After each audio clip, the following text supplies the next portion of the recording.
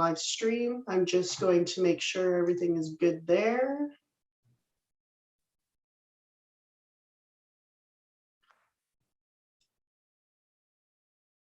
It likes to take its time.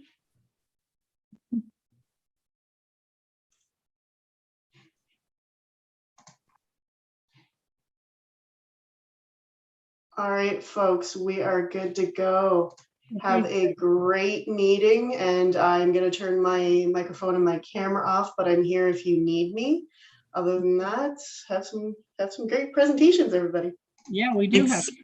We have two excellent. Can you hear me? Yes. It's Paulette. Oh, great. We can hear you. Okay, I'm having a hard time getting in, so that's good. Thank you.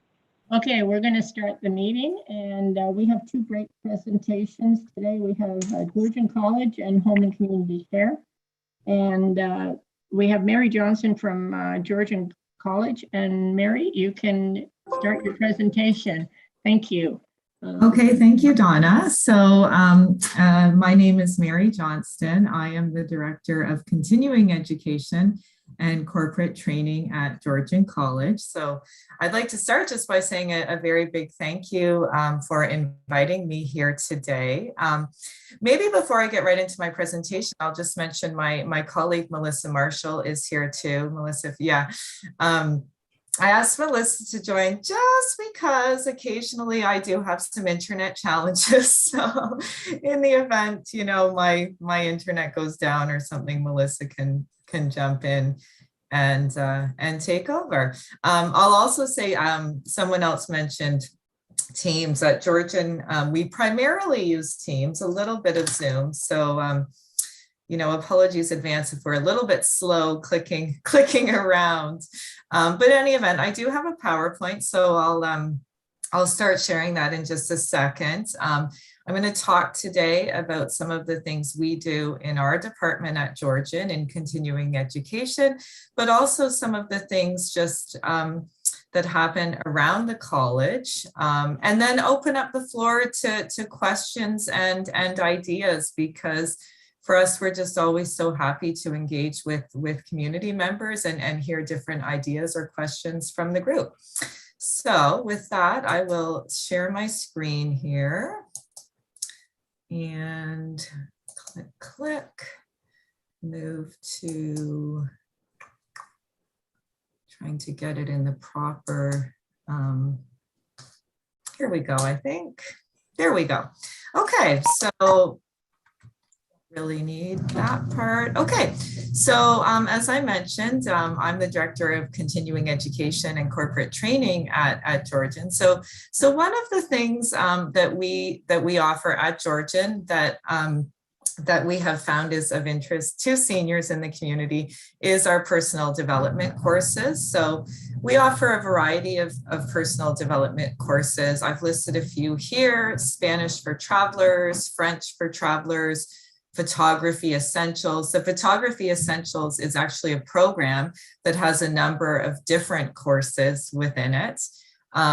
Canine training, that's actually some of the really popular programming that we do for people who have dogs, or actually people who work in the industry at veterinary clinics or anything like that, to help interact better with their dogs.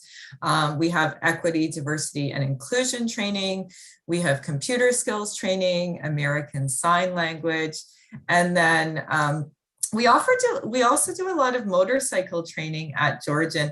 Most of it is two-wheel training, but we also have some three-wheel spider courses that a lot of people really find fun and are interested in taking to just have that experience of riding a three-wheel.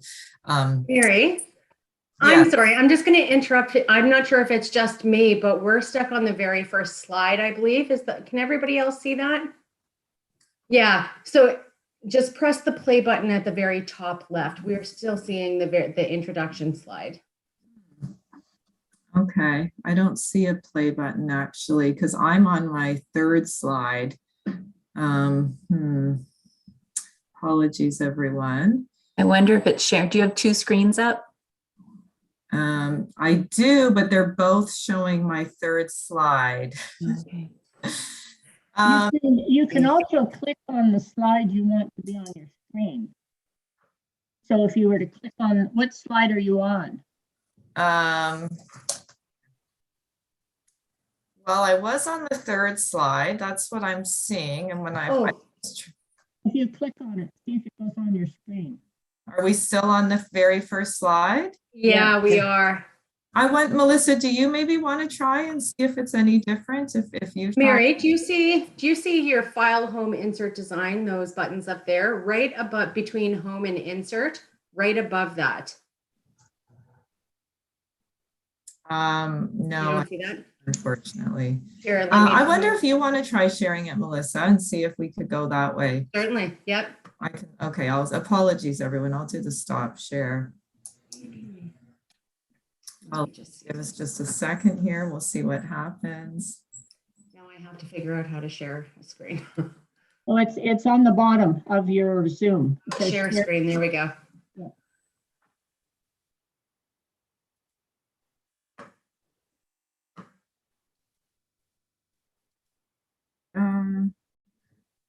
Are we good? Yeah, so I'll just ask you when to advance the slide, Melissa. So Okay, I think we were right here, right? there, yeah, I was. Can everyone see that now? Yes. Yeah. Okay, thank you. There you go. It's good. It's good. Melissa's here with me. So anyway, as I was saying, we do have a variety of these personal development, personal interest courses. There is a 10% discount for seniors on these courses. So that's been something that's been we've seen quite a bit of interest in those courses from seniors. And then the other thing I'll just mention here too is in my department, we do also offer customized training for groups. So while that's typically training that we do for local businesses or local organizations, even local hospitals, we can do general interest training for groups as well. So hypothetically, if there was a seniors group who was interested in, say, having 25 people together to do training on a certain topic, that's definitely something we could do as well. Go ahead, Melissa, you can flip the slide. Okay, something else we do at Georgian that's very popular is academic and career preparation. This is a department that provides free upgrading for employment, apprenticeship, and college for anybody over the age of 18. And we have had a huge range of age and students in this type of programming. Our oldest students have been in their 70s. This is a program that provides grade 12 equivalency credits for college prerequisites. So often students who do this are looking to attend a college program, but not always. Sometimes they just want to finish their grade 12. The subjects include communications, math, computers, and sciences. And just a small data point there, we have had 11 students in Barrie, age 55 or over in the past year. And I've put a link there too for anyone who's maybe interested in more information about that type of programming. Yeah, thanks, Melissa. We also offer employment services at Georgian. These services are actually run out of our downtown building on Collier Street. This is a really important community service where we offer career decision-making and job search for the general community. It includes job matching and job placements. There are no age limits to these services. So just as an example, we have a current client who's 82 years old, and Employment Services has worked with about 65 seniors aged 55 plus this year. And that I've put a link there as well for that department at Georgian. Go ahead, Melissa. Home share program. So this program is an example of a special project that we would run at Georgian. So this was something we actually tried to launch last year with the City of Barrie with funding by the United Way. This was a program that looked at matching Georgian students with adults aged 55 or older who had spare rooms in their homes. And students would be offered reduced rent in exchange for doing some light chores around the house, things like pet walking, snow shoveling, etc. And of course, it would also give people the opportunity to build relationships between Georgian students and local seniors. So this was actually a really, really exciting and innovative project. Unfortunately, as with so many things during COVID, this did have to be postponed because of COVID. But we are at Georgian hoping to launch this again. The date is to be determined, because I think one thing we've realized throughout this pandemic is it's hard to know when we'll be able to say a date that we can definitely do these things. Because home share got postponed, we shifted a little bit and launched a program instead called Home Feast, which was a digital literacy project that matched Georgian student volunteers with seniors 55 and older to help them build technology competencies. And this program did actually run. It was really successful. It basically involved some students helping local seniors with their digital literacy, and it ended with a fun digital event where participants were provided with some recipes from Georgian's Last Class. Last Class is a wonderful restaurant that we have on the Georgian campus. And with those recipes in the final event, the students and the seniors interacted, they made the recipe. And again, I think one of the big benefits of this program was the relationships that were built between students and the seniors who registered for the program. Go ahead, Melissa. So yeah, and we did get great feedback from that Home Feast program. I talked about the relationships that were built, but there was also feedback that the people who participated in the program did gain literacy skills, digital literacy skills as a result of the program. And we are hoping to run that program again. Again, I think a date is to be determined, but there is a plan to run it again. Go ahead, Melissa.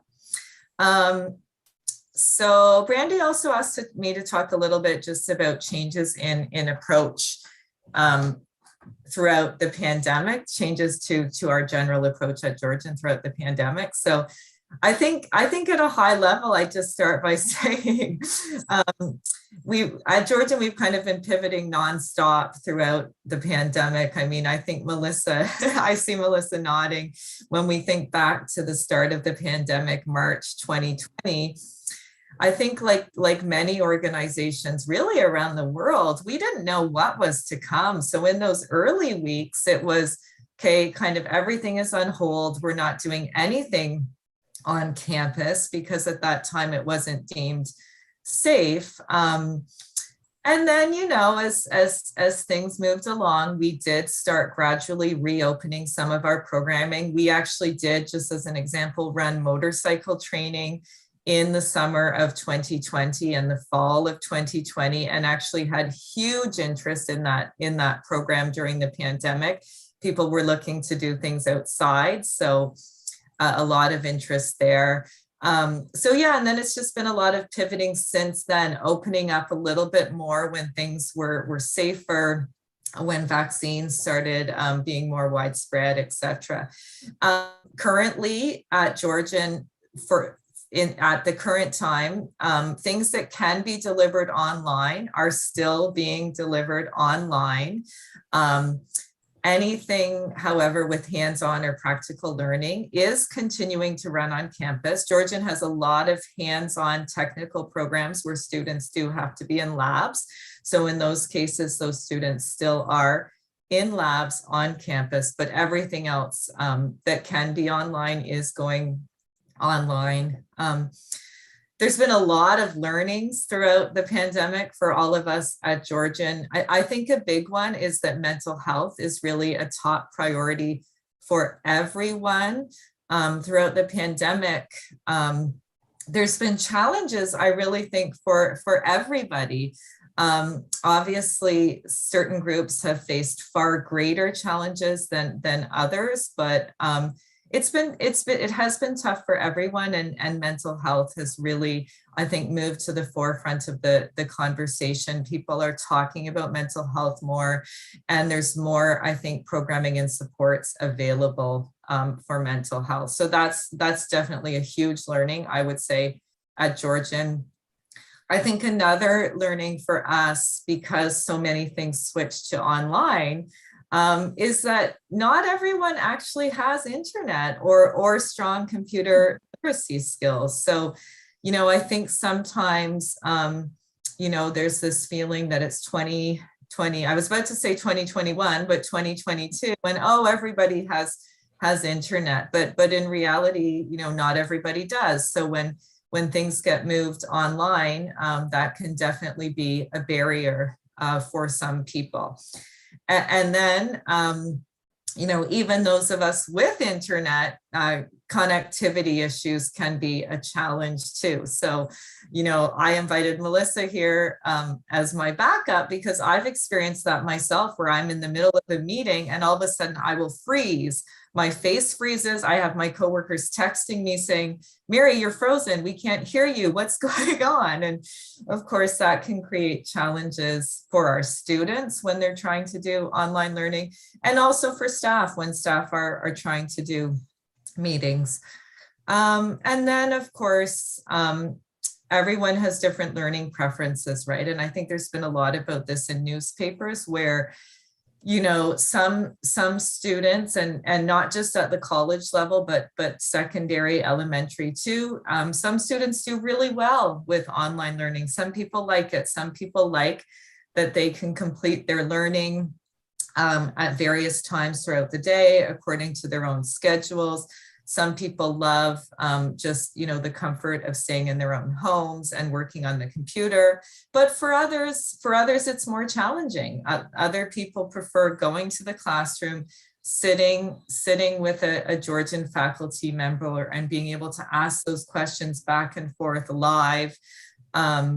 So that's just something that, we're really aware of at Georgian, that everyone does have different preferences, and something we think about as we look ahead too. So on that note, looking ahead, I think for us, we have learned that flexibility is really important. It's important to offer students choice when we run our programs, understanding that some people do prefer in person, because there has been some discussion that, because we can do everything online, we should. But we can't forget that a lot of people do prefer in person. And then, as I mentioned just in my previous bullet there, that, it's really important for us to continue to offer mental health supports for our students, to ensure that, they're not only getting support with their academics, but also with mental health, and also technology supports to make sure people can use the technology that enables them to do their learning. Yeah, thanks, Melissa. And as far as technology, I think I mentioned, was a big pivot for us at the start of the pandemic at Georgian. Before the pandemic started, we really didn't run virtual meetings. And now, it's really all we do. We use Teams, as I mentioned, and there was a definite learning curve there at the beginning as we all adapted to using that. And of course, there's still probably not a single meeting at Georgian where someone doesn't speak on mute at least once. So you'll see someone talking, but you can't hear them. And then someone else pipes up and says, "Oh, you're on mute." So, there's been a lot of laughs about that. So there's some fun parts of it as well. As far as our programming, when we shifted to doing a lot of our programming online, our courses primarily run on Blackboard, which is a learning management system where faculty can post different learning materials, PowerPoints, articles, videos. They can also set up different activities, discussion boards, blogs, journals, etc. And then our faculty also actually use some different platforms as well, even to do things live. Teams is our primary platform, but we also use, as an example, something called WebEx on occasion. And also we do use Zoom occasionally too. So again, a lot of staff training involved with that. That was a big pivot. And then just, a lot of successful projects across the college, really, when we look back through the pandemic. I mean, Melissa actually ran a really exciting project about a year ago, the Accelerator, where we teamed up with a number of local industry partners actually, and ran some virtual training on things like artificial intelligence. And that was a lot of fun and a lot of community interaction. We ran a couple virtual job fairs, which was really, really fun and successful. When we couldn't do job fairs in person, we pivoted to doing them online. And just this past weekend, actually, some of you might have seen billboards or just heard about this. We had our winter open house at Georgian. Typically, open house at Georgian is a huge event on campus where community members and prospective students are invited in to the college to tour the college, ask staff questions. Thousands of people usually come. And we've been doing that online since the pandemic started. So I was involved in that on Saturday, and kind of fun. It's obviously a different experience, but we still get a lot of engagement. And there's some benefits to doing it online too, people not having to travel in winter weather, and also being able to just, pop into the session that interests them. Okay, Melissa, I think I'm good there. Thank you. So this slide I just put down, Randy asked me to think about a couple challenges and opportunities. So jotted down a couple things, and I'll be interested to hear people's thoughts at the end of this. But, I mentioned at the beginning that we do offer some personal interest, personal development courses. Sometimes we do have challenges with our enrollment for personal interest courses. Overall, we actually see more interest in our professional development courses. So those courses that people are taking specifically to get professional development for their careers.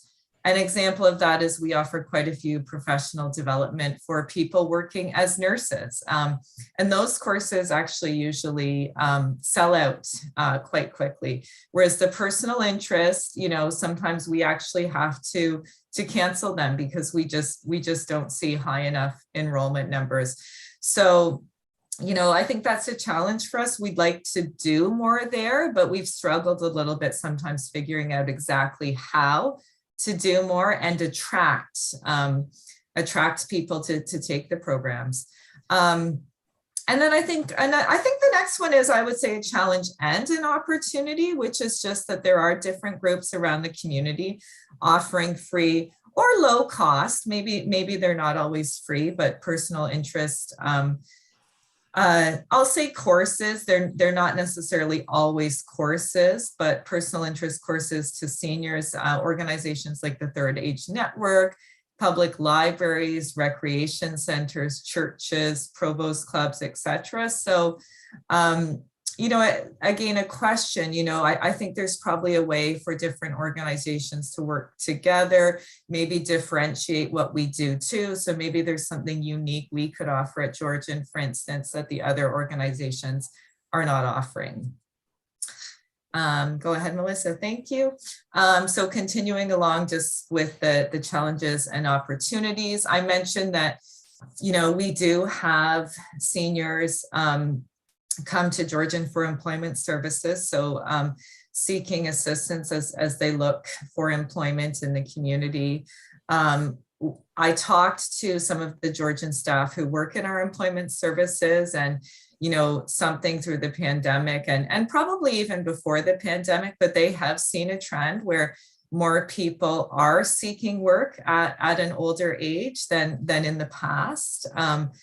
And they said that's, both a challenge and opportunity. They say a lot of local employers really do see the value in hiring a senior because they see the value in that person's experience.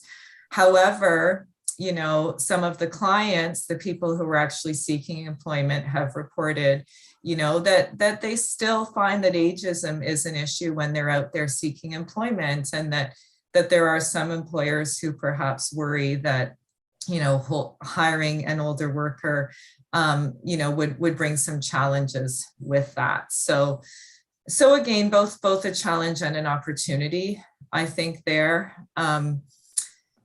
Generally an opportunity as well, I think that we see is that, there are sometimes funding opportunities available, through different organizations. So a definite opportunity is, if we're able to secure funding for specific projects, then free training can be offered in some cases with that funding.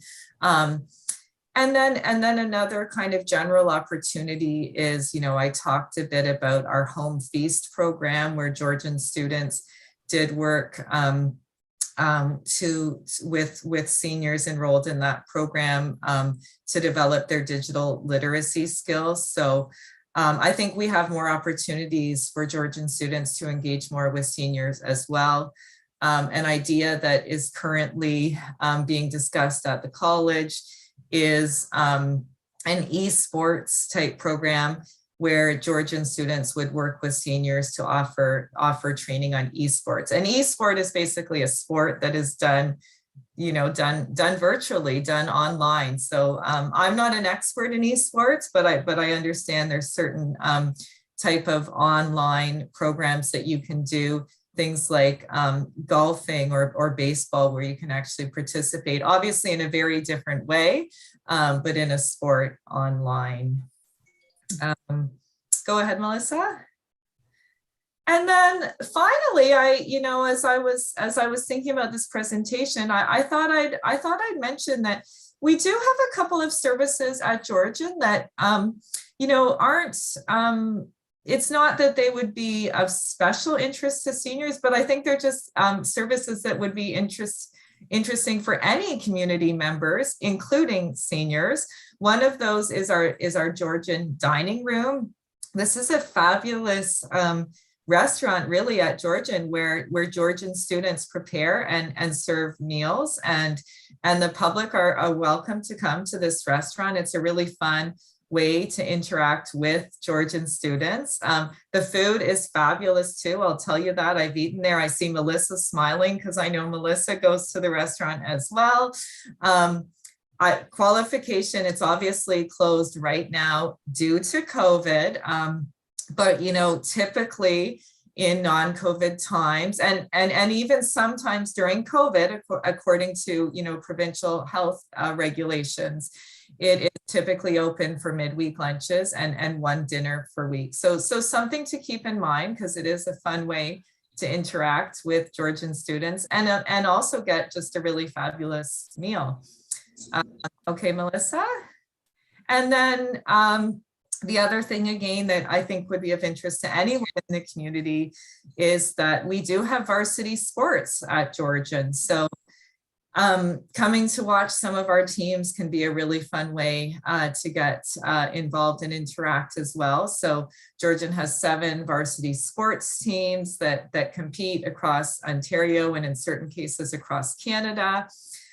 In a non-COVID year, spectators can come to campus and watch men's and women's basketball and volleyball, and also men's rugby. And the tickets are around $5 per game typically. So again, to be determined when those sports will be available again to the public. Right now, they're not open for public viewing, but of course, it's our hope that one day soon they will be.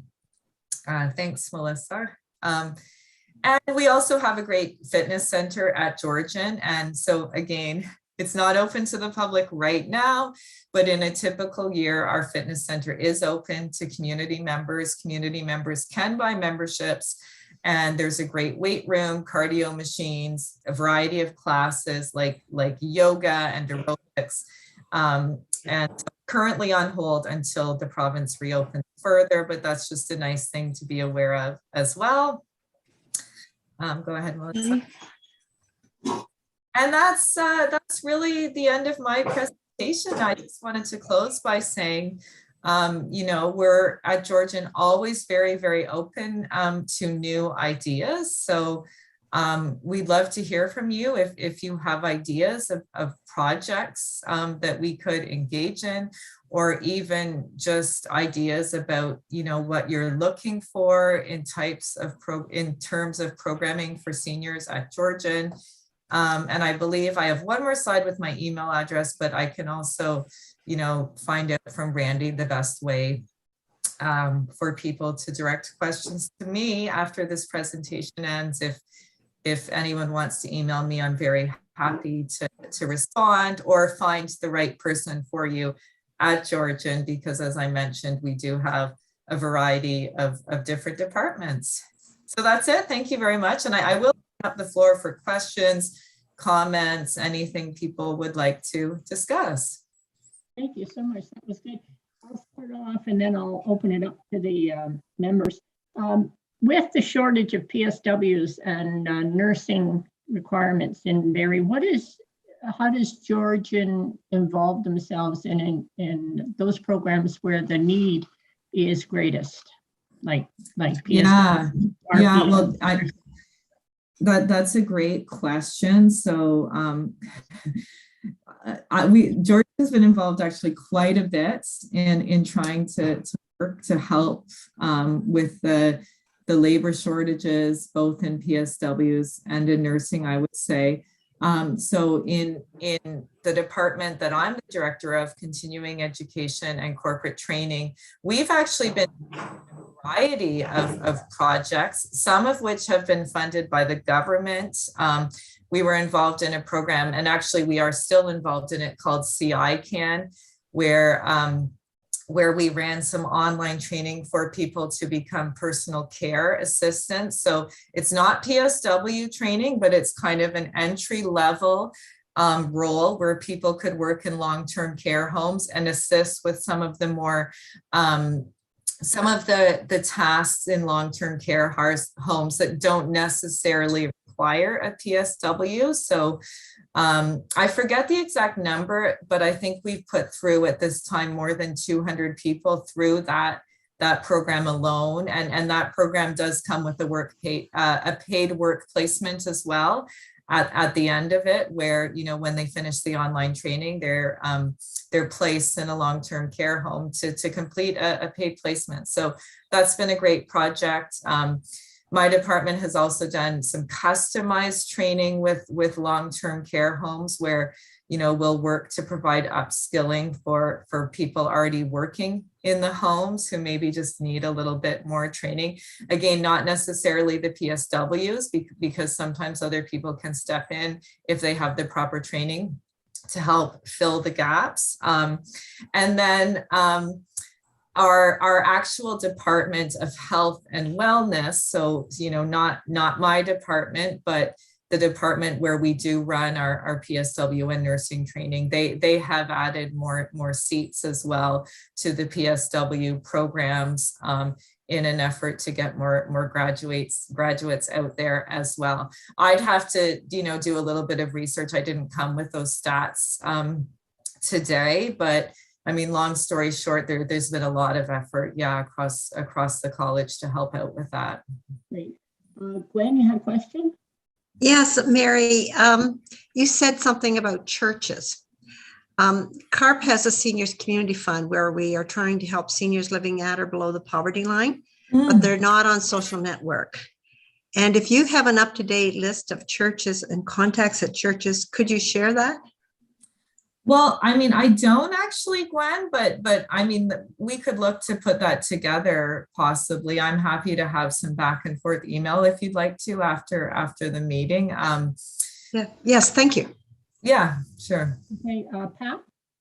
I know this isn't your department, Mary, but I understand from some people living in my apartment building that Georgian has courses that require where they would have to do some hands-on training with people, such as dentistry, hair, massaging. And I think it's very reasonable from what I hear, but I don't know how to go about finding that. Is that well advertised, or how would a person go about finding that information? Yeah, well, yeah, thanks for the question. We definitely have a lot of programs at Georgian that have really practical hands-on training. Georgian has some fantastic labs on campus where many of our students participate in these hands-on practical components of their programs. So the starting point is probably our website, where you can go on and search various programs. If you just go even to the Georgian main page, there's a search function at the top of that where you can search various courses. But again, I'm really happy, Pat, if you're looking for something specific, to be a starting point as a main point of contact for that if you need some direction. It's not even just me. I think I've heard that massages are like $10 and getting your teeth cleaned. And I think that would be very beneficial to a lot of seniors who aren't going to dentists because they can't afford it. Oh, I'm sorry. I think I misunderstood the question. You're talking maybe about people coming to campus to get a massage. Right. Yes, exactly. Apologies. I misunderstood that. I thought you meant, trying to take a program. Yeah, that is something we do offer. I don't, I'll maybe do just a little bit of research because I don't have that handy. You're right. It's not through my department, but I could send a link on or some information to maybe Brandy. I'm not sure if that's the best way to do that after this meeting. I could just pop in, not much more information than Mary, but I do know you're right. Massages are typically offered at lunch and they are very cheap. The students use that as part of their practicum. We also have the hairstylists when they're on campus. And actually my own masseuse just completed what's that called with the needles? Acupuncture. Yes, thank you. So those ones, I bet the best, we could probably put together a list of coordinators to contact or a number for when those services reopen. Of course, nothing is open right now because of COVID, but or perhaps that could even be a future presentation that we hear what's available to see at reasonable prices. Yeah, sure, absolutely. We could know until the people in my building told me about it. For sure. And they are really wonderful. And I'll just add to that the Georgian dining room is $10 for a 3-course meal. And it's amazing. Yeah, that would be great for us to know. Absolutely. Yeah. Thank you. Yeah. Heather, you had your hand up. And then I think Anne-Marie, you had your hand up. Yeah, okay. So Heather and then Anne-Marie, and then we'll close this presentation. Thank you. So I'm Heather Kinahan, and I'm the newest recreation programmer for seniors at City of Barrie, Parkview, and Allendale. So I have a couple of questions. I'm very interested in the Home Feast program as well as the Home Share programming, understanding that the Home Share is on hold, but Home Feast, perhaps for those viewing also, what are the typical numbers of classes? And also, can you speak to any technology needs? Were there any barriers around access to technology rather than, I understand that there's sometimes barriers with seniors on how they feel about using technology, but did you have, or were there any identified actual technology pieces that people who might be interested in that type of program but didn't participate because of lack of access to technology? Yeah, great questions again, Heather. Unfortunately, I don't have those details today, but again, I can connect you to the person at Georgian who did run that program. My guess is there probably were some challenges, but that's strictly a guess, because I mean, I'm a Gen Xer, and I can tell you in my cohort, we have a lot of tech challenges too. I mean, I think the millennials are, super proficient. And of course, there's people across all ages who are highly proficient with technology. But at the same time, there's challenges across age groups too, certainly tech challenges in Gen Xers, I can tell you that. But yeah, I'm really happy to connect you to the person at Georgian who ran those programs, Heather, and who's looking to run in the future. Yeah, thank you. That would be certainly of interest to us. Through the 55 plus centers receives funding through Seniors Active Living Centers grants, or SALC grants. There's special funding that has access to senior centers, $15,000 a year for different pieces of equipment. Generally speaking, it's capital equipment. So sometimes it's equipment like maybe a new carpet bowling mat for carpet bowling, or a piece of equipment, for instance. But and it needs to be specifically related to recreation. Obviously, that was our focus.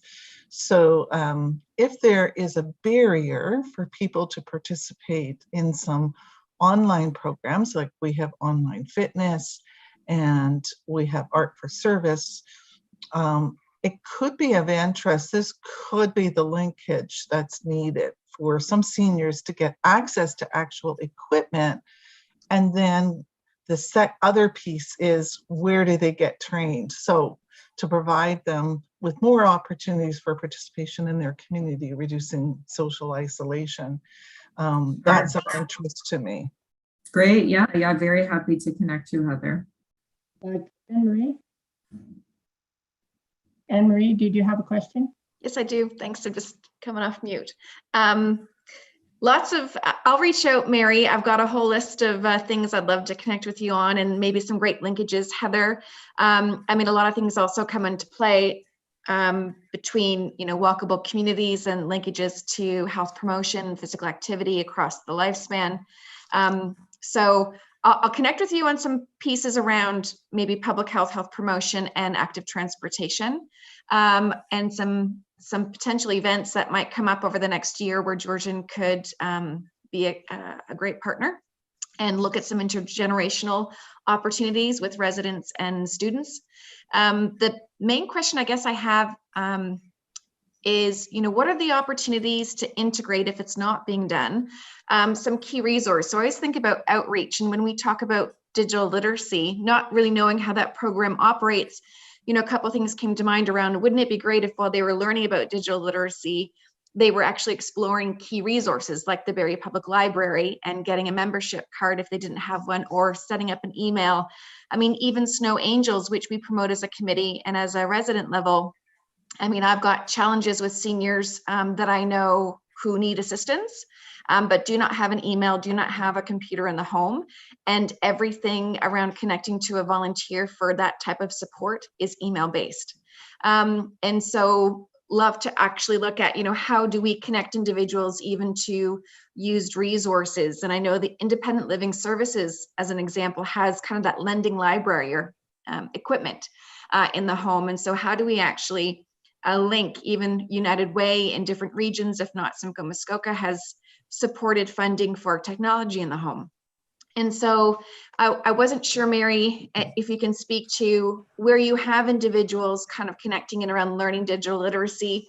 Are they actually requiring technology for the first time, or do you see some people calling that actually don't have technology that are hoping to get it as well? And how do we connect? Are there gaps to actually accessing your program that other resources can support? Yeah, so a great question, and I'll really look forward to connecting with you after, Anne-Marie, to go deeper. At a quick high-level response right now, I don't have the stats on me right now at the moment. But my sort of educated guess would be, yeah, there are barriers, because we do know in general that not everybody has technology, not everybody has internet.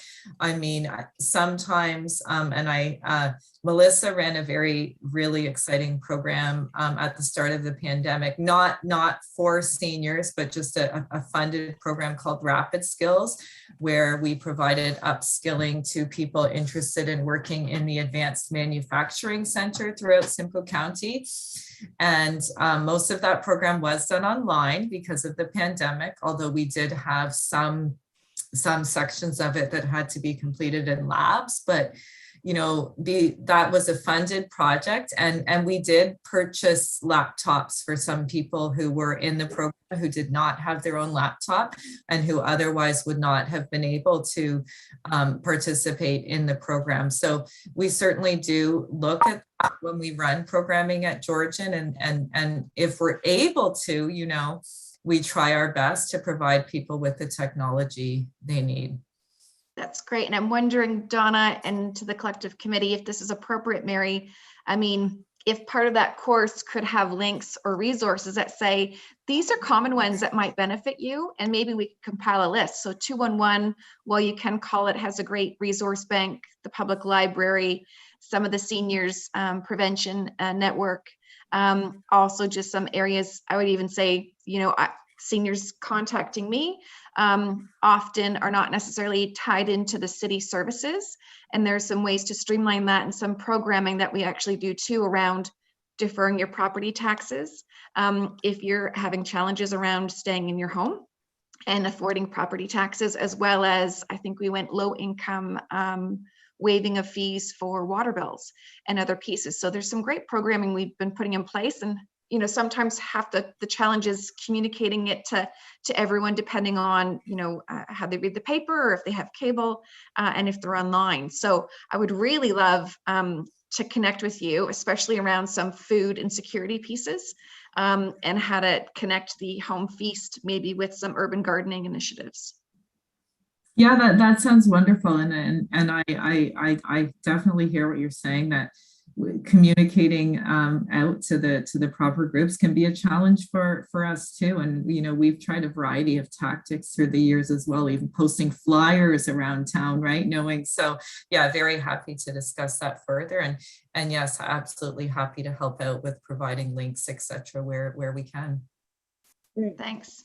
Well, thank you so much, and I really appreciate it if you could send your PowerPoint to Brandy, and she can read it to the rest of us. I believe it has your email on, and then yes, it does. Yeah. Ask you a question. Yeah, great. Thank you so much. It was a great. Okay. Thanks. Well, thank you very much for having me. I really appreciate being invited, and have a great rest of the meeting. Great day, and I will provide that PowerPoint to Brandy. Perfect. Thank you. Thank you. Great.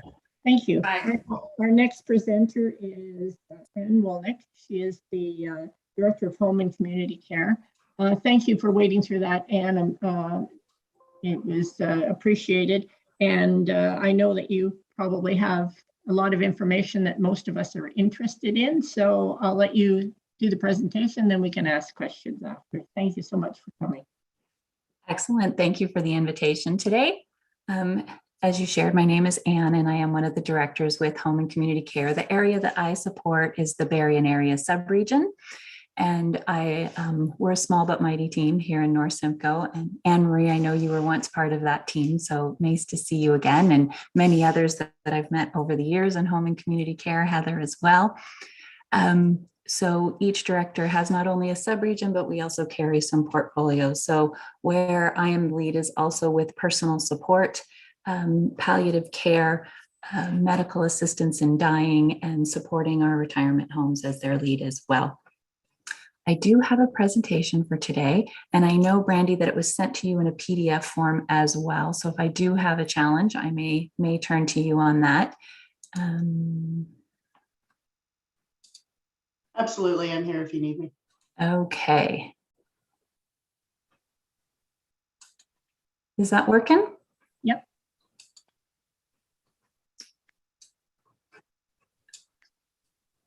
Perfect. Thank you.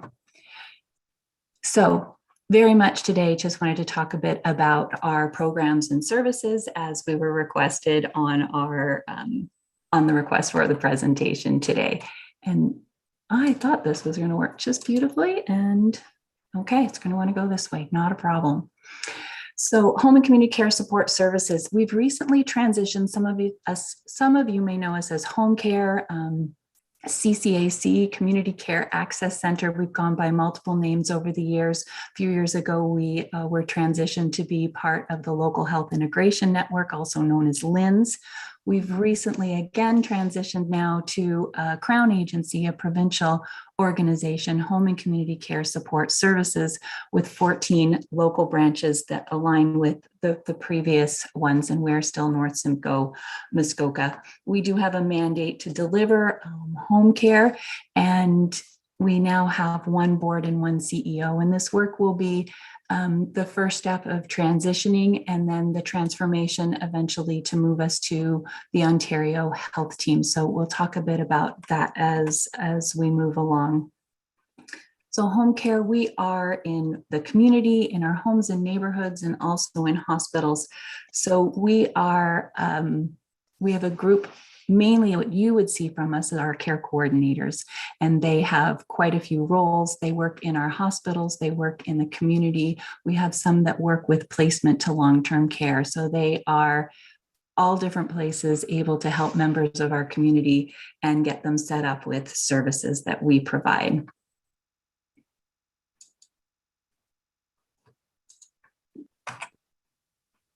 So some of the programs that we have that support seniors in our area, and I will focus on seniors today. We do have programs for children's and adults and many others as well, but I'll focus the presentation today for your needs, is that we really are looking to keep patients at home and support them with care professionals as they might be needed.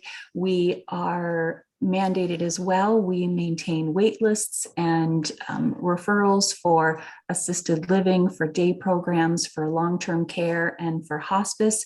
So those are all placement and wait list work that we do to support the community. We have a significant palliative program and support both patients, their ability to die at home with a palliative team, to transition them to hospice or hospital, whatever those wishes might be. We do have nurse practitioners, actually a team of 5 of them, that support the community with palliative care supports as well. We have a team of care coordinators that work in hospital, so seniors leaving hospital can be reassessed at that time if they had care prior to going in, or assessed initially for any kind of home care services they might need to leave hospital. So at RVH on any given day, we have about a dozen care coordinators there, that one assigned to each floor to support with home care referrals and help maintain a good flow of patients back to the community to get them home where they really want to be. We have a group that their focus is on their team's called Short Stay, but what they really are is a group of care coordinators that are supporting patients in our community that are receiving just one service, typically nursing and often for wound care. So they're a group that, should there be a surgical wound or some other wound, care for our patients out in the client in their home and see that they get the equipment, the nursing and supplies that they are needed to heal well and return to their previous status. Also focus on making sure that we do not let any of our patients go to emerge if it can be helped. So just being that connection to our patients, that we've got a team that you can call, that they can get extra nursing, extra visits in, do what's ever needed to support our patients when they are at home. This is just a list a bit more of some of the programs that we have across the province. I believe in our area, we have just about all of these programs listed as well. This next bit, this is just a bit, I'm going to go pretty quick through here. I know time-wise we're getting a bit tight here, so I'm going to go quickly when we get to the provincial piece. So last year across the province, home and community care supported over 674,000 patients. And these are the types of referrals and how people come to us. for support and how we're able to assist with them. As you'll see, the bulk of our work is often personal support work, with over 900,000 hours of personal support services being provided in the community last year. And then as we move to a more local level, so I'm not sure how many of you are familiar with Ontario Health Teams, likely many of you. If not, this was a recent project from our provincial government to create teams across the province where citizens of that area would be able to receive all of their care in a very integrated manner. So Berrien area has been approved for an Ontario Health Team, and I know the City of Barrie is involved in a partner on that team, as is Home and Community Care. So you can see the area that we represent here, and this Barrie is one of the about 50 health teams that have been approved in the province.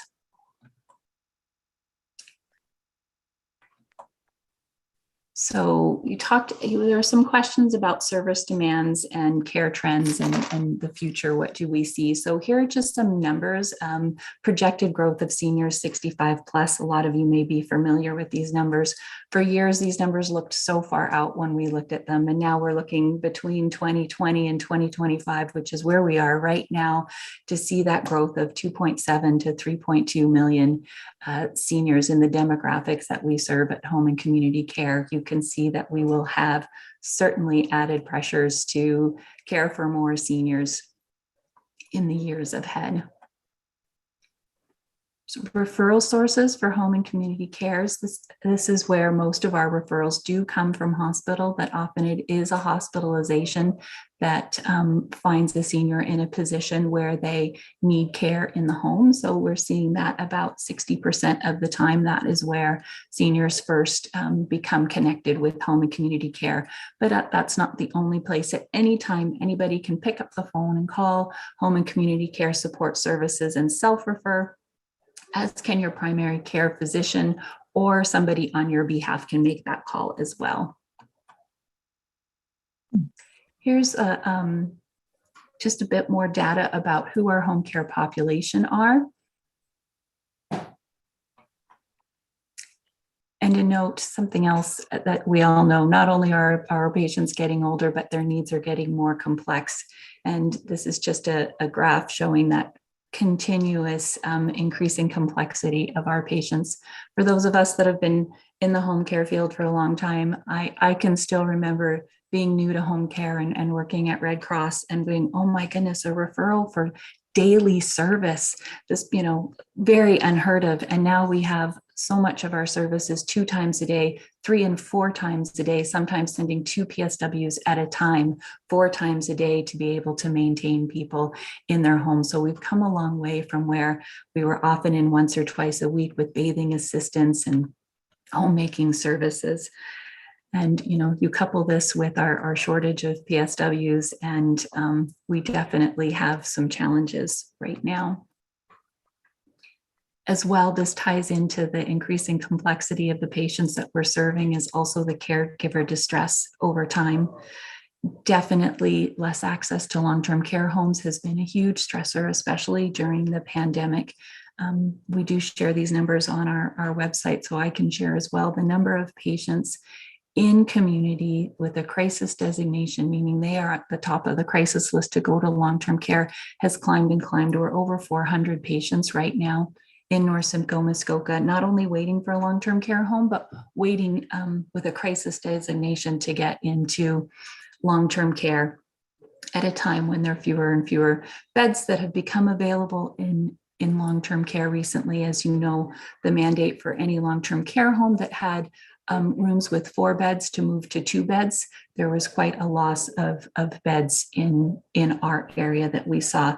And that is just one of the things that is added to the caregiver distress. These last couple of years, other items are many of our day programs have not been operating or operating in the same capacity that they were.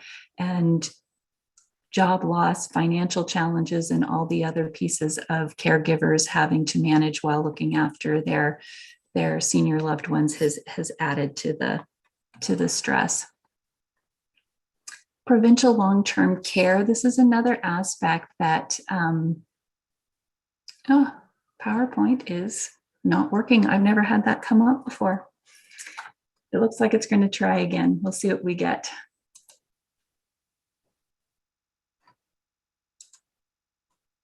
All right, I'll find us. Is that back up for you? Yep. Perfect. Sorry about that. That was a new one for me. You're welcome. Better yet, my notes came up this time. They weren't before. I was having to do this one just on my own. Okay. So provincial long-term care. So one other responsibility of home and community care support services is we manage long-term care placement, manage all the wait lists, all the files of getting files prepared and assessments done to present patients to long-term care homes for placement into homes. So this is work that we do and managing those wait lists. And you can see, like I said, the numbers are big. The waits are long and they're growing. So definitely a place for work in our community, and look forward to having more beds built and space for our loved ones, as well as a hope that we can find a way to do home care in even a better way so that people are able to stay home longer, which is where most of them really want to be. There'll be lots of work needed to get there, as we all know, and you've already mentioned the PSW shortage. The type of care and the amount of care it takes to keep these patients at home is significant. So these are the ministry's priorities to service delivery in response. So these are the 5 building blocks that will lay the groundwork for Ontario health teams to begin becoming the ones to deliver the health care in their area. So the piece that is really going on right now is the modernizing of the legislation and regulations to change how we are able to work together. The next piece is it moves right into developing a framework for home and community care priorities and how we will better work with the Ontario health teams. And then it will be transitioning us into home and community care right into the Ontario health teams, but we'll have to establish a real permanent governance structure and how all of that works. So there's quite a bit of work going on to make those big shifts for home and community care. And I expect it will be in the news a fair bit in the next little while. And if you guys have questions about it, always here to answer those questions. So this talks a bit more about the current transitional and mature state of home and community care moving into Ontario health teams. And the goal with an Ontario health team is really integrated care of the population, that at the absolute end state, there will be one pot of funding that we all work from. So you don't have your primary care, your hospitals, your home care, your community care support services. We're all working together. The coordination is singular through all of those organizations, not coordinators that coordinate the service for just each of their own individual organizations. So that is the goal that we are working towards. There are incentives for Ontario health teams to shift to the care to the community where the people prefer it to be. So this is a big shift for us. So really look forward to this cross-sector coordination and navigation and case management that we're looking to work towards with this new model. Some of your questions about addressing these unprecedented healthcare needs that have arose in the last couple of years, for sure. We did take on some significantly expanded accountabilities, and our roles have been, we were asked, we were initially still connected to Ontario Health at the beginning of the pandemic and supported our partners at Ontario Health, everything from working towards PPE procurement and management of the provincial stockpiles and getting that PPE to all our partners. We also developed relationship managers for every retirement home and long-term care home. We brought back retired directors and managers to work in those roles and stayed closely connected to all the retirement homes and long-term cares to help make sure that they had the supplies and the IPAC, the infection prevention and control measures, and supports that they may have needed to manage through a COVID outbreak in those early days. We sent IPAC specialists out to the homes to walk them through, go through checklists and preparedness and readiness tests to see how they felt that they might fare, and maybe had some time to improve where they needed to and be more prepared should they have a COVID outbreak. 2 years later, I don't know that there is a home that has not had an outbreak in our area, and the structure that has been built around making that strong for them is really something. We have, we call it an IPAC hub. There are infection prevention and control leaders that will go out to a home. We have testing teams to help with testing. There's been testing strategies so that the homes all now have the training to do their own testing on site of residents. Like I said, there's the PPE procurement and management from a provincial site to make sure that they have the PPE stores in place and ready. We also had staff that went to work in hospitals, ones that went to our testing centers and worked in the vaccine clinics, as well as supported early days public health when the phone waits were incredibly long. Our telehealth supports and our rapid response nurses assisted with contact tracing as well. And so working together, again, this is just something we are committed to. We are part of your community and here to help. We know that we will be transitioning and transforming over the years to come to be even more integrated in that community. And we are very much open to doing things differently. We do have a lot of rules. I think we would all say they're not necessarily rules we would have made. Our work is very much based in legislation, and we work the way we work because of the legislation that we must follow. But with the changes to the legislation coming and different ways that we'll be able to work, we really are excited to find ways to work better together. Here's our contact information for anyone who does want to reach us at Home and Community Care Support Services, available by phone to everyone 7 days a week from 8:30 to 8:30. That was an excellent presentation. Thank you so much. Take questions from the group. Anne-Marie, start with you. Thanks, Donna. And it's so nice to see you, Anne. And my best to the whole team back there. I know every day is a new day and brings its own challenges. So incredible just to see the team still doing the important work and through the challenging times.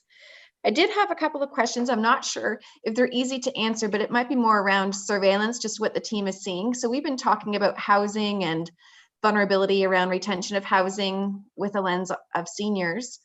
And in other tables I've been at, we've been focusing in on housing affordability. And in particular, I remember years ago, Dr. Tepper, being the progressive he is and the work that he does with the homeless population. I mean, they set some pretty bold metrics from hospital to home to make sure that anyone that transitioned to hospital wouldn't get discharged home with the designation homeless. And I wasn't sure if we're seeing in North Simcoe Muskoka, I'm hearing more individuals are in our shelter systems, significant number. I'm not sure if you're seeing this between hospital to home initiatives or being in the home where it might be a bit of unstable or unsecured housing. If you're seeing greater vulnerability or issues around referrals back to community. I don't have really good data for you there, Anne-Marie. I can say we absolutely do provide care in shelters. And I know to your point, we don't discharge to a location of homeless, but so I know that there is often last minute scurry during the day to make sure we can get a shelter bed for somebody so that we can make sure that if home care is needed, that we can provide it there in the shelter. And we absolutely do have precarious housing. I have care coordinators that is something that they work on, right? When, and do we need to put social work in? What do we need to put in to support these individuals to be able to secure less precarious housing and to find things? But it isn't data that I have specifically, but for sure it is a concern. And if I may, in follow up, so I'm thinking about some of the work Sandra Easton Bruno is doing with the specialized geriatric services, and even around the Alzheimer's Society, you know, having these conversations around social isolation and individuals that have complex needs that might be living alone. And I wasn't sure if you could comment at all about if you're seeing anything through the pandemic, or if there's anything we can support as a committee, or be more aware of around resource needs or linkages for individuals that you through home services might be coming in contact with. I know we use the health line and 211 and other pieces, but didn't know if there's anything that you're seeing around greater vulnerability through social isolation. We're seeing compartmental syndrome is now new language being used around one's mental health and wellness, and concerns about just the impacts around one's ability to live well alone through this pandemic. Absolutely. And the specialized geriatric services, all of those resources, Sandra's done a good job recently of putting them all together again in one document. We always make sure, you know, we get them out to our care coordinators so that they have any opportunity to refer. If you have any programs or anything you want to make sure you want to highlight or make sure that we're aware of, any of you, please feel free to send those to me. We'll make sure we get them to the team. I know we use 211 and Helpline, but it is always nice to just get that reminder again of another program that may be available.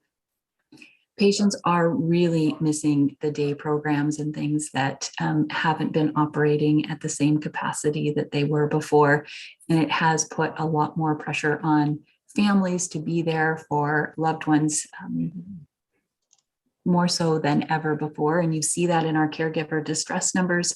I see it in my care coordinator distress levels of how they're feeling, that they spend a lot of time on the phone with people and referring them where they can, but they know who their vulnerable ones are that don't have the family around. So any way we can work together on there, we'd be happy to support any programs. Thanks, Anne. And one follow-up, Donna, and my apologies, I think I misspoke. It was confinement syndrome, which is kind of an interesting research coming out on that. But the final follow-up is with individuals that may not have an advocate or someone supporting them that might be isolated. I still, from my past history of being connected, get calls about who to go to and how to kind of check in or be an effective advocate within the health system, especially for seniors. And I'm sure Gwen does an amazing job about raising awareness of this, but I didn't know, Anne, I've even lost track of, with all the changes we're going through, what's the right contact for home services. And I didn't know if there was anything you wanted to reiterate about. Do we just use the phone number you provided in the presentation? And even if it's an out of region, it's a caregiver to call in to try and get connected to one of the members of the home services team around next steps? I'd use that number. Absolutely. The number hasn't changed. It's remained the same. So whether you've got an old CCAC magnet on your fridge or whatever you've got, the number still gets you here. We have an intake team who can do an assessment right there on the line and see if what you need is to be connected to home care. Or we also have an information and referral group of RPNs that are there to use the 211 and Helpline resources to get people connected where they might best be served. So that's always a number that will work. Thanks, Anne. Yeah, Gwen? Oh, Gwen, you're on mute. You're on mute, Gwen.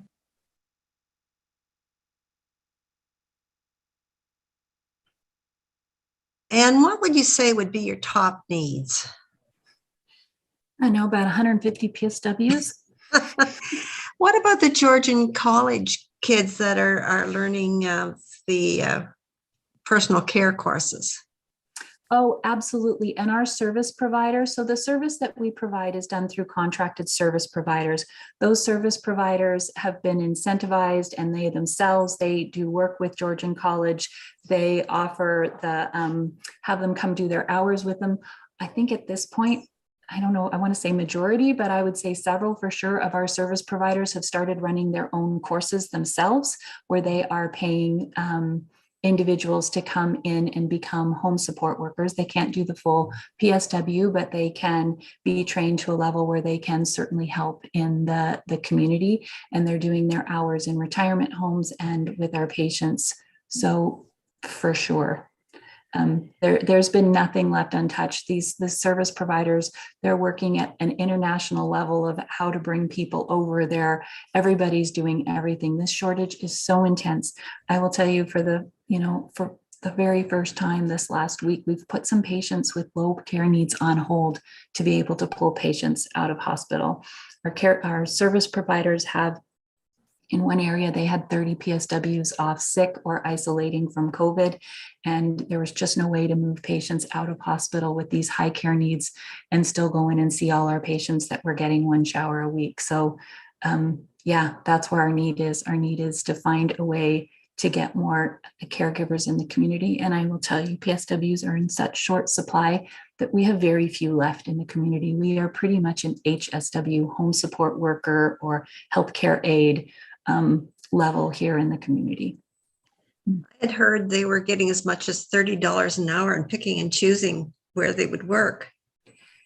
Yes, and it is a challenge. We have they're private organizations, thankfully they're there, agencies, because they pay the PSW so much more, they tend to leave and go to this agency. And now the service provider needs to hire an agency at outrageous dollars to help them with the hours they're supposed to be doing for us at a loss. And then it creates a bigger need, and then they hire more. So it is quite difficult. We're seeing the same with nursing, right? Our long-term care homes have quoted me incredible hourly rates they're paying to get an RPN through an agency, to the point where then their RPN quits to go work for the agency to come back and work in the home.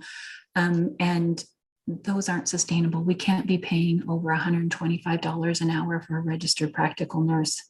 Oh my God. Agency, right? A long-term care, you wonder why they don't have the budget for the other things that our patients need. They're just surviving. They are. It's really tight. Anne Marie? Thanks for the conversation. It reminded me of a model years ago, and I think at that time it was innovative, maybe in the Windsor area, and it was actually looking at pooling PSWs. So I'm not sure, Anne, if there's conversation happening provincially or leaning towards this, but it really was changing the whole way in which we looked at PSWs with contracted service agencies, and then looking at efficiency around time to travel. So, we could have, patients in Collingwood and so many PSWs servicing that region, but the drive between patients, could be over half an hour, versus actually pulling one PSW to a catchment of patients within 5 kilometers or less, and kind of getting more value for money from a time of a PSW doing actual care, versus spending a higher proportion of the time traveling between patients based on the geography of the service provider.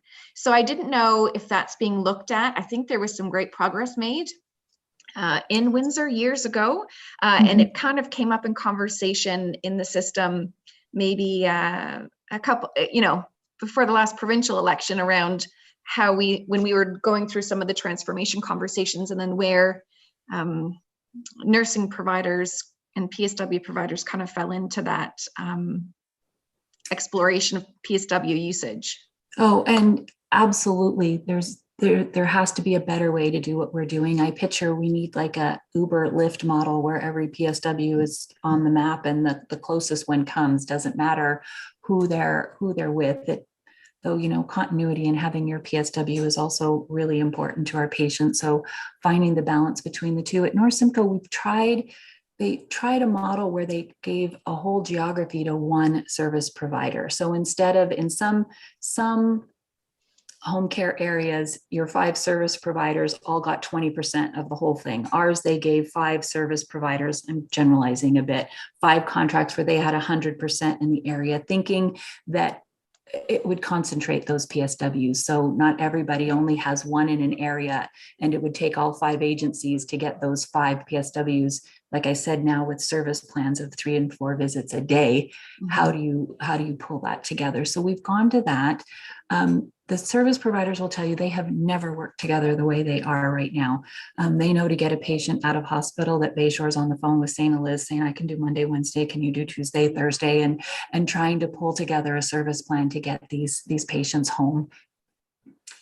Is this a place where we absolutely have to go? For sure. I see this as a really good opportunity with an Ontario Health team to try this instead of using our current contracts that we have, but a way to pull the services to the patient for sure. Yeah. Thank you for that. And then lastly, I think we've got a new long-term care home minister going to be appointed shortly, if not the date, which will be very interesting to watch that through the media in the coming days. Yes, it will be.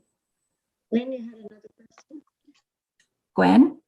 Anne, do you have a personal phone number or an email that I could contact you? Because I have a couple of things I'd like to suggest. Sure. Let me give you my cell phone number. Yes. 705 Yeah. 220 220 6057. 6057. Thank you very much, Anne. Yep, call anytime. I think we all just wrote that down, Anne. That is absolutely fine. And that's why I gave it out. I always give it out. I'm here. And I have a question. Some of the problems when they move individuals from home to community. I'm having a hard time hearing you, Dawn. I'm going to turn my volume up on my side. Sometimes part of the problem of moving people home is the home adoption part. What do they need? And I know that there's a lot of issues around people's ability for renovations and, equipment that they need. Now, home care doesn't provide equipment, right? Or do they? We do when it's related to treatment. So if you're being treated for something, we supply the equipment for it. We also help with about a 1-month rental to help get people settled. So if you're going to come home and you're not sure if you're going to need a hospital bed ongoing, we can rent it for a month and help you out that way while you decide whether you need to buy one or rent one ongoing. The other piece is we do have our service provider occupational therapists. We can put them in for visits to do what we call ADP authorization. So that is some funding for equipment, but that is pretty much where we're limited. Okay.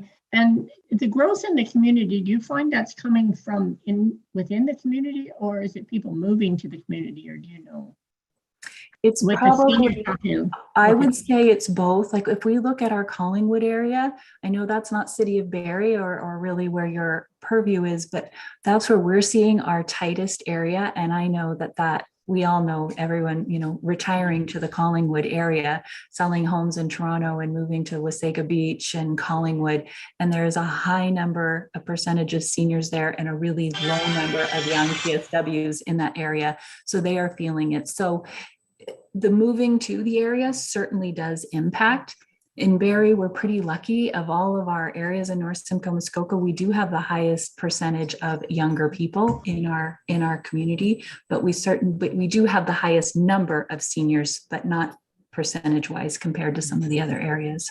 Yeah, and I think one program a lot of people aren't aware of is palliative care in the home, and that's a wonderful program.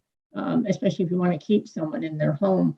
How does your organization let people know that those programs exist should they decide to go that route when someone is in that stages?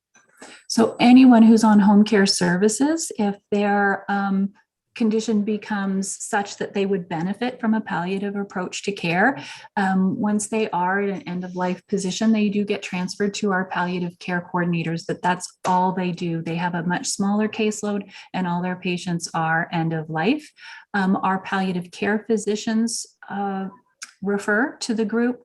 Our oncology, the regional cancer center, they're all aware, and they have they do clinics there. They're aware. We're working on a common referral form right now that's out for feedback that we'd like to get to all of these places, and that sort of all roads lead to the intake at home and community care.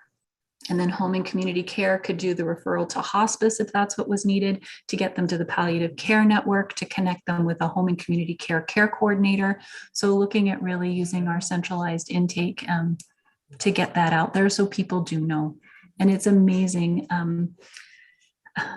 Some good things that have come out of the pandemic are the virtual care that we've been able to move to, and how much better families have been able to participate in a patient's care, because the care coordinator can do a Teams meeting and have the daughter-in-law from Peterborough and, you know, the son from Guelph all on the call. And so that's something we'll certainly stick with. Something else that happened during the pandemic is people didn't want to go to the hospital in those early days, or to hospice. They didn't have the supplies or the visitation policies. So the number of patients that died at home by a percentage grew dramatically. And crazy enough, during this time of all these shortages and all these challenges, the patient satisfaction scores for palliative care went up as well. Patients want to be at home. Mhm. So we need to find a way that even as things open up, to be able to continue to support our patients at home. Right, and I guess it's hard when you have peaks and valleys in service.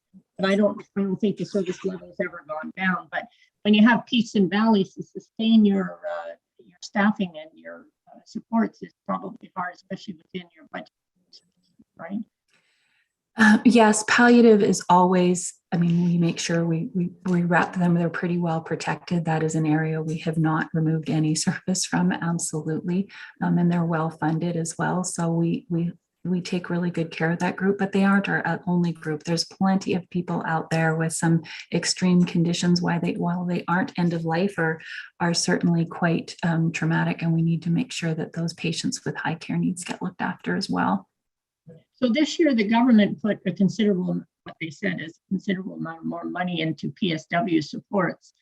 Do you find that your budget is part of the issue with your ability to be able to provide the services you would like to provide as a support service? I would say at this time, the budget is not our constraint, it's human health resources. We could offer out service to our service providers, and they are not able to do it all. So we are more likely to have money left over. We are held to a provincial pay rate. So we can offer a set amount. We can't offer more to our service providers. That whole province is under contract at one price. So it isn't like you could use your extra money to offer more in hopes that they could hire more. It is a fixed price contract. Right, okay. Anybody else have some questions? No? Heather, unmute yourself. Hi there. Anne, I was just wondering maybe if you could speak to what your average wait list would be these days for somebody in the community looking to start with some PSW services or other home care services. Oh, for sure. So I will tell you that we look at, when we do an assessment with a patient, we put them in a PS care group based on an international RAI assessment tool that they use. You're familiar with one form of the RAI, I'm sure.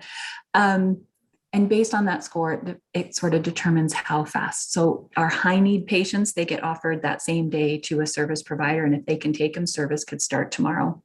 We have a few areas at the moderate need where we are waitlisting service. We're just saying there is not enough capacity in the system for you with a moderate need to have service at this time. We can refer you to some local community support agencies, and those with low needs, we are not admitting to service at this time. I will tell you, we still have over 1,000 patients on service with low needs that came on years and years and years ago. And clearly it's worked, because they are still low needs patients, some of them 10, 12, 17 years later.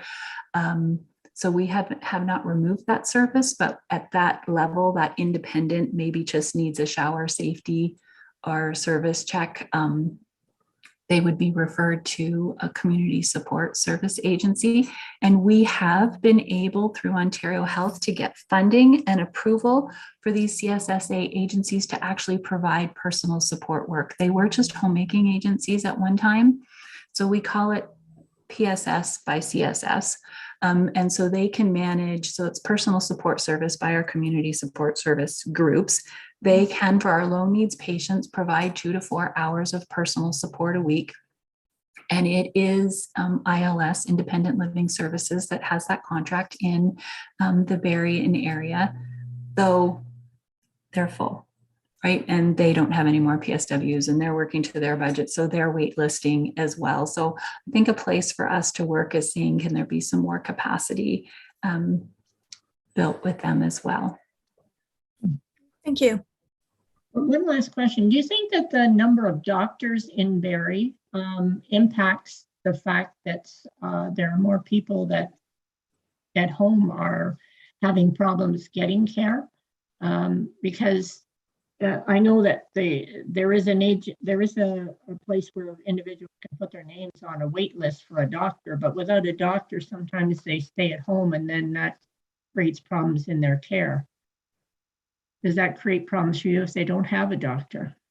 We, our care coordinators will work to find them a physician once they come on to service. We also have a group of, we call them, they are part of, they're Care Connectors, Care Connect Ontario, and that their job is patients, anyone from the community can call in and say they're looking for a doctor, and it is their job to help them, get them connected with a primary care physician. And they have connections with all the docs and know who's taking waiting lists and who's got patients, and who has internal lists where they accept patients and who accepts patients from the Care Connect list. And so they work on connecting patients to physicians. So it is a really good service that we have. You do not need a physician request to get home care services. You can self-refer. A physician's not needed. So that would not prevent you from getting care. Right. Yeah. No. Great. I think nurse practitioners today probably are really a great role that they've introduced into the community. So it helps a lot. Yeah. It does. We've got a great NP clinic there at Georgian College as well. NP-led clinic. Any other questions? Great. No. Great. Well, thank you so much. It's been a great pleasure to hear your presentation and to learn more about your services and what you provide. And I'm sure everybody on the committee will agree that they've probably learned a new thing or two from what you've been able to tell us. And we thank you for your great work and all that your people do to provide to the community. We really appreciate it. Thank you very much. And like I said, you've all got my cell phone number. You can call me if there's any questions or if you've got any ideas on how we can do things better. All ears. Thanks so much. Thank you, Anne. Okay, bye-bye. Bye-bye. Thank you, Donna. Great. Okay. I was wondering if we could just go around and do our committee reports or updates, and maybe we could start with Heather, because Heather, we haven't seen you before, I don't think. Maybe you could tell us your role and a little bit about what you're doing. Well, thank you. I think you're speaking to me because Heather Stone, I think, has been. Oh, I'm sorry. We got two Heathers now. Yeah, we do. We do. And yeah, thank you to everybody. I am a recreation programmer with the City of Barrie.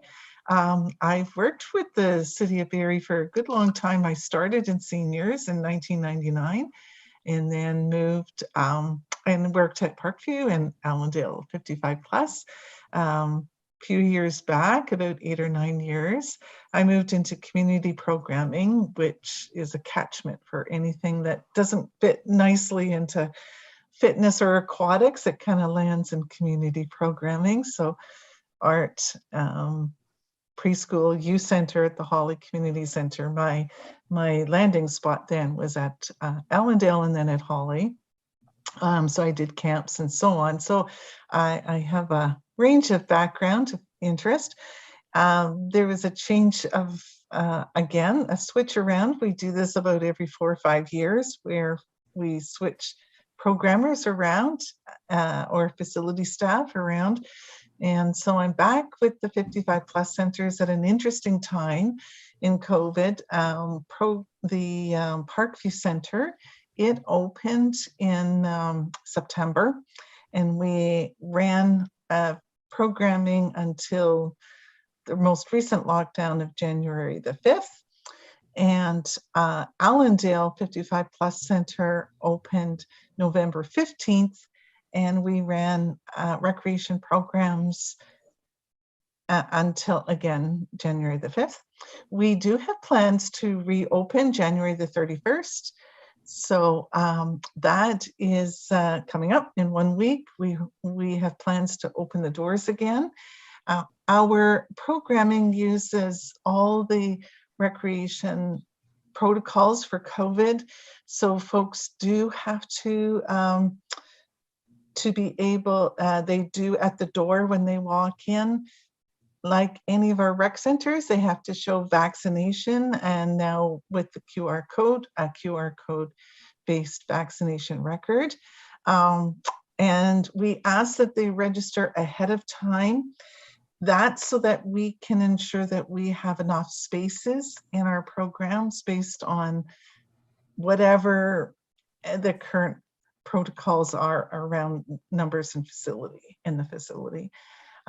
So all of that is, you can find all that on the seniors webpage, all that information at barrie.ca. I think it's /seniors, but if you just type in Seniors City of Barrie, you will find our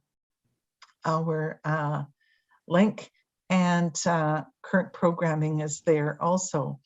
Even during the shutdowns, we offered something called Senior Centers Without Walls, which is a very interesting program or set of programs. It's both telephone-based as well as web-based.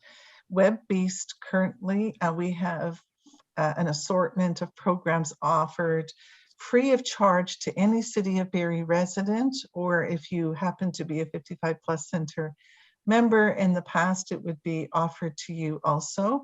And those are all web-based programming. We also offer telephone-based programming. Currently, we have our mindfulness meditation program Thursday mornings with Lynn Marshall. She happens to be one of our members and is doing it on a volunteer basis. However, she has a practice and is a registered therapist in that area. So she's able to provide us with mindfulness meditation. It's 1 hour and it goes fast and it's really lovely over the telephone, and that's free of charge. To access that program, folks can either call into the Parkview or Allendale centers, or they can email me directly if they have an email address. But if they don't have email, they can just, call Parkview at 705-737-0755. And somebody does answer the phone, even when we're closed. Somebody will answer the phone and send along their message to me, and we can get them signed up and starting that program right away. So those are things we are adding to our telephone-based programming. We hope to add some more programming in the near future to that, supported by our part-time staff once we get back opening again January 31st. We're excited. So the programs are a bit different. We are not using our volunteers currently so that we can deliver them with the safety protocols that we require. So all of our programs are supported by part-time staff currently, with the hopes that down the road, we're able to transfer it back to the volunteer model once some of our restrictions are lifted. But in order to ensure that cleaning procedures, capacity in rooms, mask wearing, all of those things are happening, we are staff-based at the moment. And for that reason, also some of our programs are on hold pending opportunities for further restrictions to be lifted. So things like that include food, for instance. We're not doing currently special events like barbecues and those kinds of things where we have not been doing during COVID. But many of our programming, recreation-based programming, is currently offered. Great. Yeah.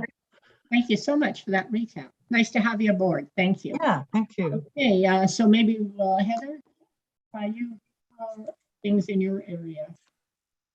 Any update? Not really any updates. This latest lockdown hasn't stopped any of our services. We're still running our transportation. Meals on Wheels still going strong, and friendly phone calls. I've had a lot of referrals lately for that program. I think with the weather, the lockdown, the holidays, people are feeling the isolation maybe a little more again. But yeah, nothing really new, just chugging along. Okay. Gwen, do you have anything to add? Yes, I had a meeting on Friday afternoon with 3 ministries. The Ministry for Finance, the Ministry for Seniors, and the Ministry for Municipal Housing regarding co-housing and hopefully funding so that we can start building co-houses across Canada, or across Ontario at least. I'm asking for money to come in, actually $10 million increments to build houses across Ontario to house 4, 5, or 6 seniors at a time, which will take away a lot of this isolation and care problems. I think I made a little bit of success. We'll have to see. I'm going to definitely ask Anne for a letter of support because I think it helps with her problems. It's nice if the seniors, there's an A house, B house, C house, with C being needing help every day. So if they needed help, it'd be nice if somebody could go one house and look after 4 or 5 people at a time rather than driving all over the country. There's just so many pluses. So we'll see where I get with that. And I'm working, of course, on the seniors community fund to raise money for seniors living below the poverty line. We reached the halfway mark.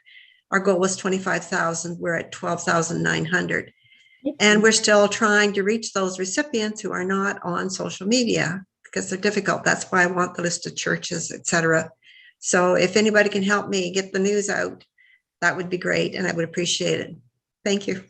Thank you. Great. Pat, do you have anything to add to what everybody else is talking about? Well, I'm the secretary for the Seniors Advisory Committee for Parkview Center, so I will be working with Heather. I haven't met her yet. I was very busy in the last year, so I went back to work myself a couple of times and was working with my grandchildren. So I'm looking forward to getting back to the Parkview Center once it opens and getting back to my volunteer life. Great, thank you so much. Well, next month's meeting, we will be reviewing 2 things, our mandate and an age-friendly plan. So I'm going to send out an email with some information for all of you to review and be prepared to talk about at the meeting, so we can update those 2 issues. And also, Anne-Marie, you mentioned about putting together something that would be useful to seniors on a communication tool that might be helpful in regards to letting them know where all of these available services might be for contacting them. I was just thinking that as the seniors committee, we didn't use our budget last year, but we do have a budget every year. And we might want to think about maybe when in March, we are going to have someone from media come to help us put a media plan together.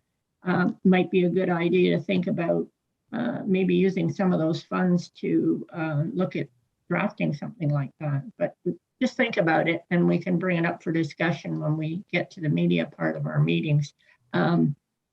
Anne-Marie, did you have your hand up for a question or something? I had an update as well. Okay. Oh, I forgot you. No, it's good. Me too. I'll go next after Henry. Oh, Lucia, speak up a little bit, so I know you're there. I can't see you on the screen. I don't know that it's too bad something doesn't show up. I have a really great big picture there of the sunrise in Scotland. No? Yeah, I want to see you, Lucia. Okay. Well, you saw me when I first came on, but I can't move it. It's a weird angle. But carry on. Okay. All right. You know what you can do? You can raise your hand. I can see when people raise their hand. Can you? Oh, you can't. Well, I had done that as well. Okay. Oh, it doesn't, nothing showing. Okay, we'll get it figured out. Go ahead, Anne-Marie. And then Lucia, you can go after her. I'll keep it brief, but just so you can watch for this, I've sent Brandy some links, one to the home care website and the wait times link for you, Heather, and Pat, the Southern Center Health and Wellness has the links for the discounted services like massage and dental, and you can make appointments through there. And what I'll also send to you now, Brandy, I've sent this to a couple of different tables, but if you haven't heard in the media or seen through watching council, City Council actually ratified several recommendations, 7 in total, I believe, from the Housing Affordability Task Group. And we had talked before about whether or not you wanted members from that task group once it was reported back to council to speak to that. So I'll send the link to the report. It's about, I think, 32 pages. There are some great aspects in there that talk about progressive, bold changes, everything from how do we look at building tiny homes? There's potentially an opportunity with the Legion that we are not managing, but just linking interested parties around Home for Heroes as an initiative. In addition to that, we're also looking at different ways in which we can change bylaws to maximize existing parking and then available land. Gwen, our planning department may actually have an easy access list of churches because a lot of them were identified through surveillance around where are their potentially partnerships. So New Foundations was a program that launched. Yes. There's a meeting this week. The 26th. The 26th. Yeah. And so that really is linked into the resources I'll send, but that really is looking at the city committing funds to supporting interested parties like churches with available lands to cover the $20,000 approximately cost to do site evaluation to even see if it's a viable space for housing. You'll see in those recommendations, high level, we have committed $5 million additionally out of our community benefit fund to go to a supportive housing initiative. And we will be engaging as a result, Simcoe County into a conversation to look at opportunities. One we've noted is the development that's been approved in Barrie that I think should be completed around 2023. And that is on Rose Street. And that was the county securing OPP lands. And that is a social housing development. So I thought I'll just flag that because it's quite a report. But if you feel that you want to have any questions about that or a further conversation, I've linked the actual presentation by members of the committee. And there was about an hour-long dialogue and Q&A that might be very, very valuable. So I didn't want it to get buried, but I thought I would note that because housing has been a keen interest of this council. Anne Marie, do you know anything about the excess land around the old jail? Is that owned by the city? I can't speak to that off the top, but we could put a question into planning department around particular boundaries that you're thinking of, Gwen, and if it's private or what part of it might be city or even provincial. Okay, thank you. Mm-hmm. That's it for me, Donna. The other thing, the project that Maura Medante wanted to do with the seniors complex, that was turned down by the provincial government, right? I can't speak to that off the top of my head either. So yeah, I hesitate to make any comments on other developments out of Barrie around the current status. Yeah, I know Barrie had an objection to it. So are you talking about the one on Penetentiary Road? Yeah, that one. Yeah, so I can update that offline. I think what's public facing is a MZO order that was of interest to them, and City of Barrie had a particular comment on concerns with process. Okay, thank you. Mm-hmm. I mentioned to you that, are you familiar with Donna, we have a hard time hearing you. Oh, sorry. I was also going to mention to you, you might want to look at the Ontario Seniors Benefit Dental Plan online. That's free dental services for seniors that have an income of $19,000. I think it's $19,300 a year. They can apply for a dental card. And the only issue with that is there's only, I think, one location in Barrie where that service can be provided. That's on here, Ontario. anyway, if you have any seniors, that's a free service, which is great. And they get almost everything done under that. That's great. Yeah. Okay, any more comments? And Clarice? Lucia and Evan have their hand up. It's Lucia.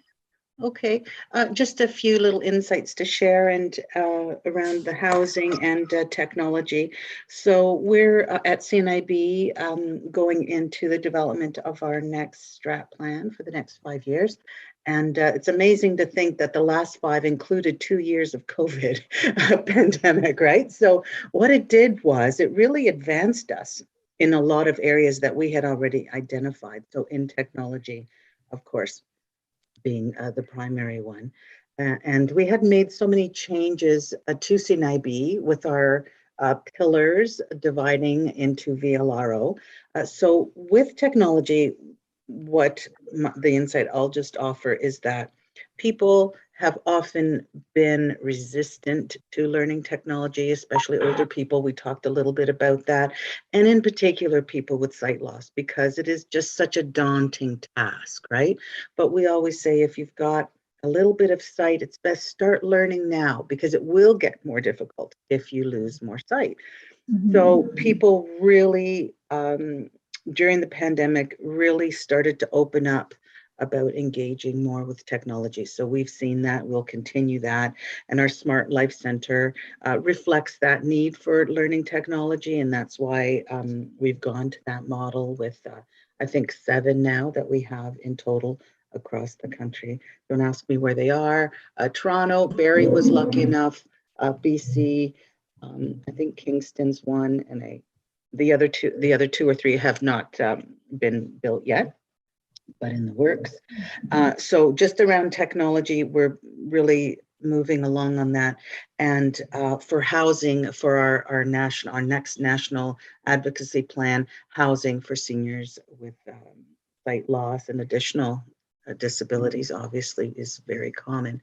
That is one of the things that we will be working on as well. So that also ties in with what this committee is doing around housing. So I look forward to learning more and perhaps offering you a little more as we dive in. And that's it for me. Thank you. Oh, and a little shout out to Anne Marie. These pop-up ice rinks, just a beautiful one in my backyard. Gorgeous view of it from my bedroom window. I thought, who are these people gliding? How are they gliding? And that's what it is. Just looks beautiful. People having fun and experiencing a little joy. So thanks for that. Welcome. And great note, Lucia. There's about 29 in the city. So if you know anyone that's looking to get out, we've got about 27 to 29 rinks embedded in neighborhoods across the city. And there's a whole list. I'll send that link to Brandy as well. Great. Thank you. Great. Any other comments? Evan has his hand up. I'm sorry, I apologize. I can't see people's hands up for some reason. No. But I apologize for my video. My internet has just been unstable today, so it's easier with my video off. Thanks for having me. Just a reminder, I'm the replacement for Colin Green. So I run the seniors programming through Gilbert Center. We do programming for 2S LGBTQ+ seniors. Not much going on. We have pretty full weekly programming, several events per week. We do have a series called Aging Bodies, Healthy Minds. So it's a webinar series that we run bi-monthly. This month we have a nutritionist coming in talking about cooking on a budget and cooking for single people. So we have things set up for the next sort of half a year, but if anyone has any suggestions or resources of things that they think should be touched on, things like end of life planning, financial health, we sort of lump everything under healthy minds, because if you're stressing about money, for example, it may not, clear your brain per se, but it might help you sort of gather yourself. We've also done some technology training programs through a partnership with Connected Canadians. I just wanted to mention them because they offer free devices to distribute through community. Some of them are iPads, which we haven't been able to access, but they also sent us some Amazon Echo Show devices. So if anyone is working with a population that might need access to it, the Echo Shows are a very simple technology. You can't add apps or anything, but you can do things like listen to music and watch YouTube and video chat with friends. Anyway, so there's that. And I don't know if anyone knows yet about Wasaga Beach. They have a seniors expo that happens. We were slated to attend in 2020 and then the lockdown hit, but they are planning to get that up and running again. It's supposed to be happening this June. I'm happy to share when I get more information, happy to share with folks about that.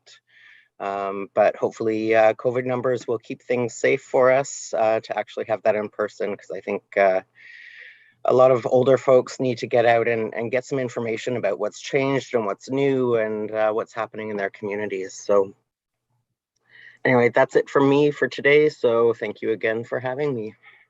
Thank you for attending. Thank you. Is there anyone else I have overlooked? Anybody on the phone or anything? We just have the two on the phone. Okay, great. Well, thank you, everybody. If nobody has any other comments, we'll look forward to seeing you next month. This is a great meeting, great comments, and really had some great information provided to us. So I hope you all enjoyed it and have a great week, and we'll see you all next month. Okay. Thank you, Dawn, and thank you, Brandy. Thank you, everybody. Thank you. Thanks, Brenda. great